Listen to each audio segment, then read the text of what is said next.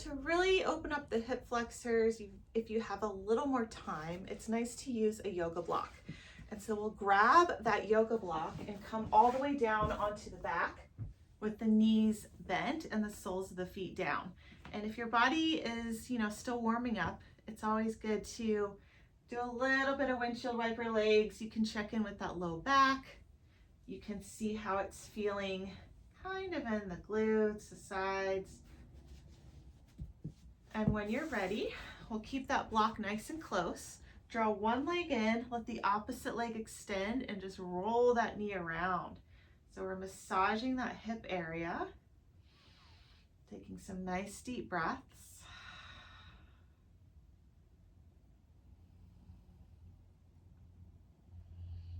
Good, and we'll switch sides here. Just massaging, rolling that knee in.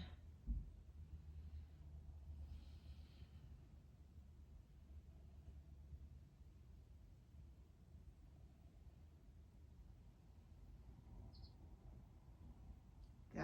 Now taking the feet down, we'll grab that yoga block and gently lift those hips, slide the block right under the sacrum.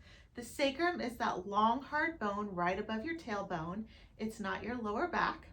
So take a moment, just make sure that's in a good spot. Option one is to stay here, and some of us might already feel that stretch there. And you just want to do this and release your back. This is one of my favorite poses ever. It's very soothing. If you'd like to move on, we're going just to turn the palms down for stability and now extend one leg. So here's an option. If there's no pinching, no pain in the low back, you can extend one leg and then really use gravity here with the weight of the leg to stretch that hip flexor. We'll take a few deep breaths. Good. So you can stay here or even back here.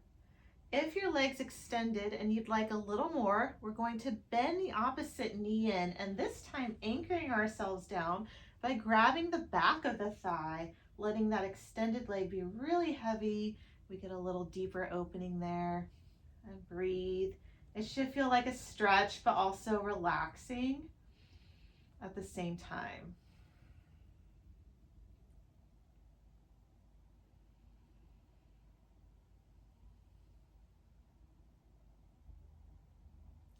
Perfect. Bending the extended leg and then setting the lifted leg down for a moment. In between, we're going to transition just by easing up on the hip flexors for a moment. Palms come down, bend your knees into your chest. I like to cross my ankles here and do just a little bit of a low back, kind of a sacral massage. There's so much that we can do with the block. And then we'll go to the other side. So now the opposite leg extends down and your grounded foot, knee is bent. Hands are turned down just so we feel nice and stable, and breathe here. Again, no discomfort in that low back area. Nice deep breaths.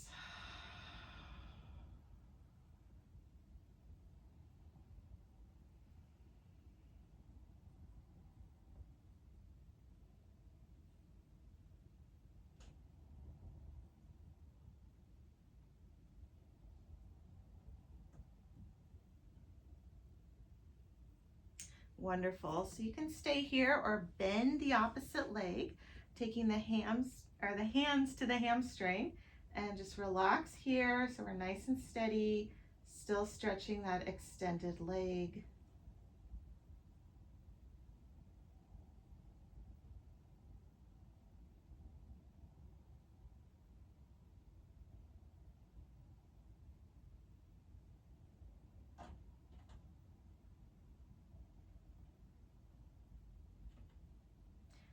Perfect. Bending the extended leg and then taking the opposite foot down. Give it a moment here, a few deep breaths before we transition. And then gently lift those hips up. Tuck your pelvis under slightly, roll down one vertebra at a time. until that tailbone hits the mat. Give yourself a moment here. Windshield wiper those legs side to side.